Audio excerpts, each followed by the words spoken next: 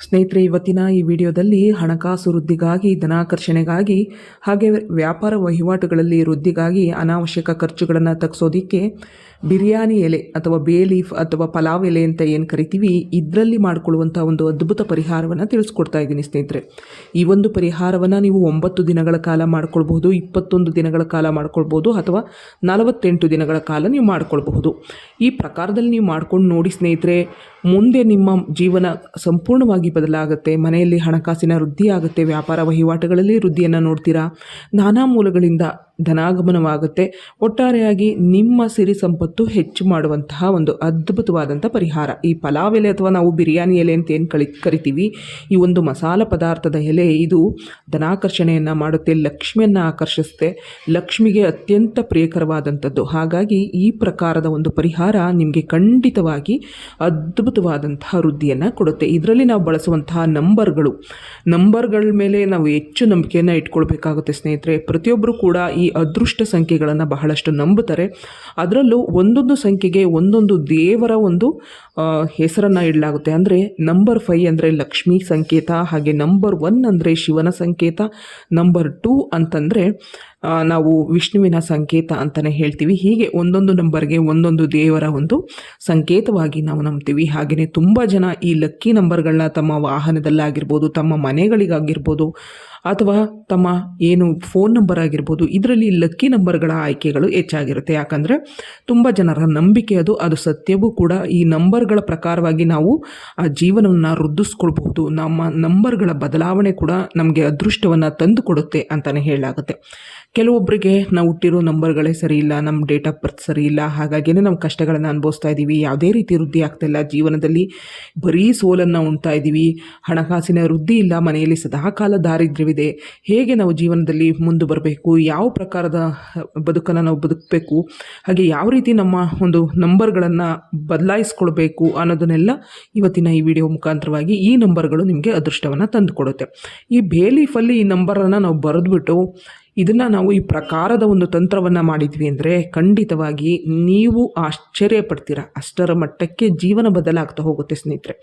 ಇದಕ್ಕೆ ಮಾಡಬೇಕಾಗಿರೋದು, ಚೆನ್ನಾಗಿರುವಂತಹ ಪಲಾವ್ ಎಲೆಗಳನ್ನು ತೆಗೆದಿಟ್ಕೊಳ್ಳಿ. ನೀವು 9 ದಿನದ ಸಂಕಲ್ಪದಲ್ಲಿ ಮಾಡ್ತಾಯಿದ್ದೀರಾ, 21 ದಿನದ ಸಂಕಲ್ಪದಲ್ಲಿ ಮಾಡ್ತಾಯಿದ್ದೀರಾ, ಅಥವಾ 48 ದಿನ, ಒಂದು ಮಂಡಲ ಅಂತ ಏನು ಹೇಳ್ತೀವಿ, ಆ 48 ದಿನದ ಒಂದು ಸಂಕಲ್ಪವನ್ನು ಮಾಡ್ತಾಯಿದ್ದೀರಾ ಅಂತಂದರೆ ನೀವು ನೋಡ್ಬೋದು. ಇದನ್ನು ನೀವು ಮಾಡಿ ನೋಡಿ. ಯಾಕಂದರೆ ಹೆಣ್ಣು ಮಕ್ಕಳಿಗೆ ಈ ಒಂದು ಪ್ರತಿ ತಿಂಗಳು ಕೂಡ ಈ ಮಾಸಿಕ ಸಮಸ್ಯೆಗಳಿರುತ್ತೆ. ಹಾಗಾಗಿ ನಾವು 48 ದಿನ ಪರಿಪೂರ್ಣವಾಗಿ ಮಾಡೋದಕ್ಕಾಗೋದಿಲ್ಲ, 9 ದಿನದ ಆಯ್ಕೆ ಮಾಡ್ಕೋತೀನಿ ಅಥವಾ 21 ದಿನದ ಆಯ್ಕೆ ಮಾಡ್ಕೋತೀನಿ ಅನ್ನೋಂಥವ್ರು ನೀವು ಈ ಪ್ರಕಾರದಲ್ಲಿ ಕೂಡ ಮಾಡ್ಕೊಳ್ಬೋದು. ಅಥವಾ ಮನೆ ಯಜಮಾನ ಯಾರಿರ್ತಾರೆ ಸಂಪಾದನೆ ಮಾಡುವಂಥವ್ರು, ಅವರೇ ಮಾಡ್ಕೋತೀನಿ ಅಂದರೆ ಅವ್ರು ಕೂಡ ಮಾಡ್ಕೊಳ್ಬೋದು.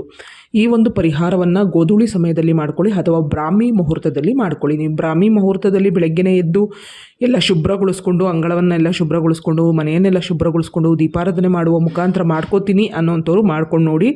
ಅಥವಾ ಸಾಯಂಕಾಲ ಗೋಧೂಳಿ ಸಮಯದಲ್ಲಿ ನೆಮ್ಮದಿಯುತವಾಗಿ, ಶಾಂತಿಯುತವಾಗಿ ಒಂದು ಎಲ್ಲ ಕೆಲಸ ಕಾರ್ಯಗಳನ್ನು ಮುಗಿಸ್ಕೊಂಡು ಅನಂತರವಾಗಿ ಇದನ್ನು ಮಾಡ್ಕೋತೀನಿ ಅಂದರೆ ಆ ಸಮಯದಲ್ಲೂ ಕೂಡ ಮಾಡ್ಕೊಳ್ಬೋದು ಸ್ನೇಹಿತರೆ. ಖಂಡಿತ ಇದನ್ನು ಮಾಡ್ಕೊಂಡ ನಂತರ ನಿಮ್ಮ ಜೀವನ ಬದಲಾಗುತ್ತೆ, ನಿಮ್ಮ ದಾರಿದ್ರ್ಯತೆ ಹೋಗುತ್ತೆ, ಕಷ್ಟಗಳು ದೂರವಾಗುತ್ತೆ, ಹಣಕಾಸಿನ ವೃದ್ಧಿ ಆಗುತ್ತೆ, ನಾನಾ ಮೂಲಕದಿಂದ ಧನಾಕರ್ಷಣೆ ಆಗುತ್ತೆ, ಯಾವುದೋ ಒಂದು ರೀತಿಯಲ್ಲಿ ನಿಮಗೆ ಹಣ ಬರ್ತಾನೆ ಹೋಗುತ್ತೆ ಮನೆಗೆ. ಈ ಪರಿಹಾರದ ಒಂದು ವಿಶೇಷತೆ ಅದು ಅಷ್ಟೊಂದು ಅದೃಷ್ಟ ತರುವಂಥದ್ದು.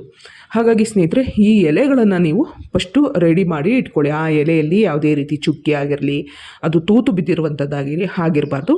ಒಂದು ಶುಭ್ರವಾಗಿರುವಂಥ ಬೇಲೀಫನ್ನು ತೆಗೆದುಕೊಳ್ಳಿ ಸ್ನೇಹಿತರೆ. ಅನಂತರವಾಗಿ ಸ್ವಲ್ಪ ಅರಿಶಿಣ, ಕುಂಕುಮ, ಗಂಧ, ಈ 3 ಪದಾರ್ಥಗಳನ್ನು ತೆಗೆದುಕೊಳ್ಳಿ. ಈ ಬೇಲೀಫಿಗೆ ಈ ಅರಿಶಿಣ, ಕುಂಕುಮ, ಗಂಧವನ್ನು 3 ಕೂಡ ಮಿಶ್ರಣ ಮಾಡಿಬಿಟ್ಟು ಅನಂತರವಾಗಿ ಆ ಎಲೆಯ ತುದಿ ತೊಟ್ಟು 2 ಸೈಡು ನೀವು ಆ ಬೊಟ್ಟನ್ನು ಇಡಬೇಕಾಗುತ್ತೆ. ಬೊಟ್ಟನ್ನು ಇಟ್ಟು ಅನಂತರವಾಗಿ ಒಂದು ಕಡ್ಡಿಯನ್ನು ತೆಗೆದುಕೊಳ್ಳಿ.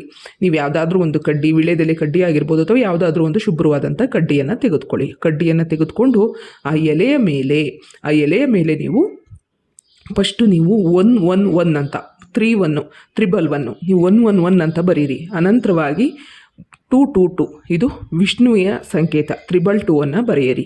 ಅನಂತರವಾಗಿ 555 555 ಅಂತ ಇದು ಲಕ್ಷ್ಮಿಯ ಸಂಕೇತ. ಈ 111 ಹಾಗೆ 222 ಹಾಗೆ 555 ಈ 3 ಸಂಖ್ಯೆಗಳನ್ನು ಅರಿಶಿನ ಕುಂಕುಮ ಗಂಧದಿಂದ ನೀವು ಬರಿಬೇಕಾಗುತ್ತೆ. ಬರೆದು ಅದು ಸ್ವಲ್ಪ ಒಣಗಬೇಕು. ಒಣಗಿದ ನಂತರ ನಿಮ್ಮ ದೇವರ ಕೋಣೆಯಲ್ಲಿ ನೀವು ದೀಪಾರಾಧನೆ ಮಾಡಿಕೊಂಡು ಲಕ್ಷ್ಮಿಯನ್ನು ಕೇಳಿಕೊಂಡು ಸಂಕಲ್ಪಪೂರ್ವಕವಾಗಿ ಈ ಪ್ರಕಾರದಲ್ಲಿ ಬರಿಬೇಕು. ಲಕ್ಷ್ಮಿಗೆ ತುಪ್ಪದ ದೀಪಾರಾಧನೆಯೋ ಅಥವಾ ಎಣ್ಣೆ ದೀಪಾರಾಧನೆ, ದೀಪದ ಎಳ್ಳೆಣ್ಣೆ ಬಳಸಿ ದೀಪಾರಾಧನೆ ಮಾಡ್ತಿರೋ ದೀಪಾರಾಧನೆ ಮಾಡಿಕೊಂಡು ಆ ತಾಯಿಗೆ ಒಂದು ಬೆಲ್ಲದ ತುಂಡಾಗಲಿ ಬಾಳೆಹಣ್ಣಾಗಲಿ ನೈವೇದ್ಯವಾಗಿ ಇಟ್ಟು ಈ ಒಂದು ದೇವರ ಕೋಣೆಯಲ್ಲಿ ಒಂದು ಬಟ್ಲು, ಒಂದು ತಾಮ್ರದ ಬಟ್ಲು ಅಥವಾ ಗಾಜಿನ ಬಟ್ಲು ಯಾವುದಾದ್ರೂ ಒಂದನ್ನು ತಯಾರು ಮಾಡಿ ಇಟ್ಕೊಂಡು ಈ ಬರೆದಂಥ ಎಲೆಯನ್ನು ಅದರಲ್ಲಿ ಹಾಕಬೇಕು. ಹಾಕುವಂಥ ಸಂದರ್ಭದಲ್ಲಿ ಅದಕ್ಕೆ ಪ್ರತಿದಿನ 1 ರೂ ನಾಣ್ಯವನ್ನು ಹಾಕಲೇಬೇಕು. 1 ರೂ ನಾಣ್ಯವನ್ನು ನೀವು ಹಾಕ್ತೀನಿ ಅಂದರೆ 1 ರೂ ನಾಣ್ಯ ಹಾಕಿ, ಅಥವಾ 5 ರೂ ನಾಣ್ಯ ಹಾಕ್ತೀನಿ ಅಂದರೆ 5 ರೂ ನಾಣ್ಯವನ್ನು ಹಾಕಿ. 1 ಅಥವಾ 5 ಯಾವುದಾದ್ರೂ ನೀವು ಹಾಕ್ಬೋದು. ಆ ಎಲೆಯ ಮೇಲೆ ಆ 1 ರೂ ನಾಣ್ಯವನ್ನು ತೆಗೆದುಕೊಂಡು ಅದರ ಮೇಲೆ ಇಟ್ಟು ಆ ಒಂದು ಬಟ್ಲಲ್ಲಿ ನೀವು ಈ ಎಲೆ ಸಮೇತ 1 ರೂ ನಾಣ್ಯವನ್ನು ಇಡಬೇಕಾಗುತ್ತೆ. ಇಟ್ಟು ದೀಪಾರಾಧನೆ ಎಲ್ಲ ಮಾಡಿಕೊಂಡು ಅಮ್ಮನವರಿಗೆ ಏನಾದರೂ ಒಂದು ನೈವೇದ್ಯವನ್ನು ಸಮರ್ಪಿಸಿ ಧೂಪ ದೀಪಗಳನ್ನು ಮಾಡಿಕೊಂಡು ಸಂಕಲ್ಪಪೂರ್ವಕವಾಗಿ ಮಾಡ್ಕೊಳ್ಳಿ. 9 ದಿನಗಳ ಕಾಲ ಮಾಡ್ಕೋತೀರಾ, 21 ದಿನಗಳ ಕಾಲ ಮಾಡ್ಕೋತೀರಾ, ಅಥವಾ 48 ದಿನಗಳ ಕಾಲ ಮಾಡ್ಕೋತೀರಾ, ಮಾಡ್ಕೊಳ್ಳಿ. ತುಂಬ ಹಣಕಾಸಿನ ಸಮಸ್ಯೆ ಇದೆ, ನಮ್ಮ ಜೀವನದಲ್ಲಿ ಕಷ್ಟಗಳು ದೂರವಾಗ್ತಾ ಇಲ್ಲ, ಹೇಗಪ್ಪ ನಾವು ಜೀವನವನ್ನು ಸಾಗಿಸೋದು, ನಮ್ಮ ಕೈಲಿ ಆಗ್ತಾನೆ ಇಲ್ಲ, ವಿಪರೀತ ಮನೆಯಲ್ಲಿ ದಾರಿದ್ರ್ಯವಿದೆ ಅಂದರೆ ಈ ಪ್ರಕಾರದಲ್ಲಿ ಮಾಡ್ಕೊಳ್ಳಿ. ಪ್ರತಿನಿತ್ಯ ದೀಪಾರಾಧನೆ ಮಾಡ್ಕೊಳ್ಳಿ. ಸಾಯಂಕಾಲ ಸಮಯದಲ್ಲಿ ಮನೆ ಶುಭ್ರ ಮಾಡಿಕೊಂಡು ದೀಪಾರಾಧನೆ ಮಾಡಿಕೊಂಡು ನೀವು ಕೂಡ ಸ್ನಾನಾದಿಗಳನ್ನು ಮುಗಿಸ್ಕೊಂಡು ಅನಂತರವಾಗಿ ಮಾಡಬೇಕು. ಪ್ರತಿನಿತ್ಯ ತಲೆ ಸ್ನಾನ ಮಾಡಬೇಕಂದ್ರೆ ಖಂಡಿತ ಇಲ್ಲ. ನೀವು ಯಾವತ್ತು ತಲೆ ಸ್ನಾನ ಮಾಡ್ತೀರಾ ಹೆಣ್ಮಕ್ಳು ಅಂಥವರು ನೀವು ಮಾಡ್ಕೊಳ್ಬೋದು. ಗಂಡಸರು ಮಾಡ್ತಾ ಇದ್ದಾರೆ ಅಂದರೆ ಅವರು ಪ್ರತಿನಿತ್ಯ ತಲೆ ಸ್ನಾನ ಮಾಡಿಕೊಂಡು ಮಾಡ್ಬೋದು. ಹೆಣ್ಮಕ್ಳಿಗೆ ಮಾತ್ರ ಈ ಒಂದು ಶಾಸ್ತ್ರದಲ್ಲಿ ಇಲ್ಲ. ನೀವು ಮಾಂಸಾಹಾರವನ್ನು ಸೇವಿಸಿ ಅಥವಾ ಈ ರೀತಿ ಮಾಡ್ತಾಯಿದ್ದೀನಿ ಅಂದರೆ ಮಾಡಬೇಡಿ. ಒಂದಷ್ಟು ದಿನ ಮಾಂಸಾಹಾರವನ್ನು ಬಿಡಿ. ಇಲ್ಲ ನೀವು ಈ ದಿನ ಮಾಂಸಾಹಾರವನ್ನು ಸೇವಿಸ್ತೀವಿ ಅಂತಂದರೆ ಆ ದಿನ ನೀವು ಮಾಡಬೇಡಿ.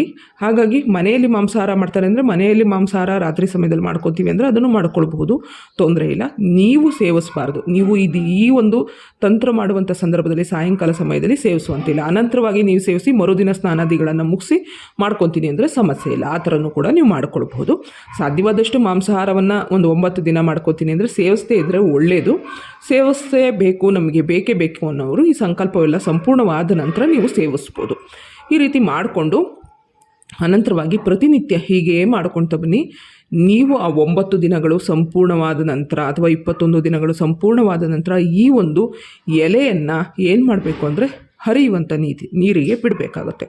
ಹರಿಯುವಂಥ ನೀರಿಗೆ ಈ ಎಲೆಯನ್ನು ಬಿಟ್ಟು ಅಲ್ಲಿ ನೀವು ಇಟ್ಟಿರುವಂಥ ಹಣವನ್ನು ಒಂದು ಹಳದಿ ಬಣ್ಣದ ವಸ್ತ್ರಕ್ಕೆ ಕಟ್ಟಿ ಅದಕ್ಕೆ ಸ್ವಲ್ಪ ಅರಿಶಿನ ಕುಂಕುಮವನ್ನು ಇಟ್ಟು ಅನಂತರವಾಗಿ ನೀವು ಹಣ ಇಡುವಂಥ ಜಾಗ ಅಥವಾ ನೀವು ವ್ಯಾಪಾರ ವಹಿವಾಟು ಮಾಡುವಂಥ ಜಾಗ ಅಥವಾ ನಿಮ್ಮ ಪರ್ಸಿನಲ್ಲಿ ನೀವು ಅದನ್ನು ಇಟ್ಕೊಳ್ಬೇಕಾಗುತ್ತೆ. ಅರಿಶಿಣದ ಬಟ್ಟೆ, ಶುಭ್ರವಾದಂಥ ಬಟ್ಟೆಯಲ್ಲಿ ಕಟ್ಟಿ ಅದನ್ನು ನೀವು ಇಟ್ಕೊಳ್ಬೇಕಾಗುತ್ತೆ. ಈ ಪ್ರಕಾರದಲ್ಲಿ ಮಾಡ್ಕೊಂಡು ನೋಡಿ, ಜೀವನದಲ್ಲಿ ವಿಪರೀತ ಹಣಕಾಸಿನ ವೃದ್ಧಿ ಆಗ್ತಾ ಹೋಗುತ್ತೆ. ಅನಾವಶ್ಯಕ ಖರ್ಚುಗಳು ತಗ್ತಾ ಹೋಗುತ್ತೆ. ಯಾವುದೋ ಒಂದು ಮೂಲದಿಂದ ಧನಾಕರ್ಷಣೆ ಆಗುತ್ತೆ. ವ್ಯಾಪಾರ ವಹಿವಾಟು ಸ್ಥಳಗಳಲ್ಲಿ ಇಡೋದ್ರಿಂದ ವ್ಯಾಪಾರ ವಹಿವಾಟುಗಳು ವೃದ್ಧಿ ಆಗ್ತಾ ಹೋಗುತ್ತೆ. ಖಂಡಿತವಾಗಿ ಅದೃಷ್ಟ ನಿಮ್ಮ ಬೆನ್ನತ್ತಿ ಬರುತ್ತೆ ಅಂತಲೇ ಹೇಳಲಾಗುತ್ತೆ. ಈ ಬೇಲೀಫನ್ನು ನೀವು ಅರಿಯೋ ನೀರಿಗೆ ಬಿಡಲಿಲ್ಲ ಅಂದರೆ ಯಾವುದಾದ್ರೂ ಬಾವಿ ಹತ್ರ ಬಿಡ್ಬೋದು. ನಿಮಗೆ ಅರಿಯೋ ನೀರಿನ ವ್ಯವಸ್ಥೆ ಇಲ್ಲ ಅಂತಂದರೆ ಯಾವುದಾದ್ರೂ ಹಸಿರು ಗಿಡದ ಕೆಳಗಡೆ ಯಾರು ತುಳಿದೇ ಇಲ್ಲದಂಥ ಜಾಗದಲ್ಲಿ ನೀವು ಇದನ್ನು ಹಾಕಬಹುದು. ಈ ಪ್ರಕಾರದಲ್ಲಿ ಮಾಡ್ಕೊಂಡು ನೋಡಿ, ನಿಮ್ಮ ಅದೃಷ್ಟವನ್ನು ಬದಲಾಯಿಸ್ಕೊಳ್ಳಿ. ಖಂಡಿತವಾಗಿ ಜೀವನದಲ್ಲಿ ಎಲ್ಲವೂ ಒಳಿತನ್ನು ಕಾಣ್ತೀರಾ, ಅದೃಷ್ಟವನ್ನು ತಂದುಕೊಳ್ತೀರಾ. ಈ ವಿಡಿಯೋ ಉಪಯುಕ್ತವಾಗಿದ್ದರೆ ವಿಡಿಯೋಗೊಂದು ಲೈಕ್ ಕೊಟ್ಟು ಹೊಸಬರಾಗಿದ್ದರೆ ಸಬ್ಸ್ಕ್ರೈಬ್ ಮಾಡ್ಕೊಳ್ಳಿ. ಧನ್ಯವಾದಗಳು.